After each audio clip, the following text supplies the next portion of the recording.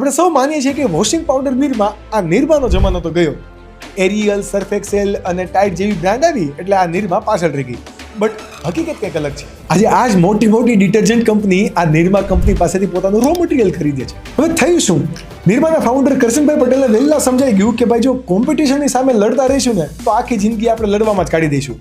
એના કરતાં કંઈક એવું કરીએ કે આ બધા જ કોમ્પિટિટરને આપણો કસ્ટમર બનાવી દઈએ. તો જ્યારે બધી જ ડિટર્જન્ટ બ્રાન્ડ અંદરો અંદર કોમ્પિટિશન કરતી હતી ત્યારે સાયલેન્ટલી કરશનભાઈએ સોડા એશ બનાવવાનું ચાલુ કરી દીધું. કારણ કે સોડા એશ એ બધી ડિટર્જન્ટ પ્રોડક્ટ માટે સૌથી ઇમ્પોર્ટન્ટ રો મટીરિયલ છે. એટલે એક સમયે જે કંપનીઓ નિરમાને હરાવવા માંગતા હતા ને એ જ કંપનીઓ આજે નિરમા પાસેથી પોતાનું રો મટીરિયલ લે છે. એટલે આજે ભલે પેલી વોશિંગ પાવડર નિરમા વાળી એડ નથી આવતી, બટ આજે નિરમાનો આ કેમિકલ બિઝનેસ 4400 કરોડ રૂપિયાથી પણ મોટો છે. એટલે એક વસ્તુ યાદ રાખવાનું, જ્યારે બહુ કોમ્પિટિશન વધી જાય ને તો કોમ્પિટિશનની સામે બહુ લડવાનું નહીં, એવું કંઈક કરવાનું કે તમારો કોમ્પિટિટર તમારા વગર આગળ જ ના વધી શકે.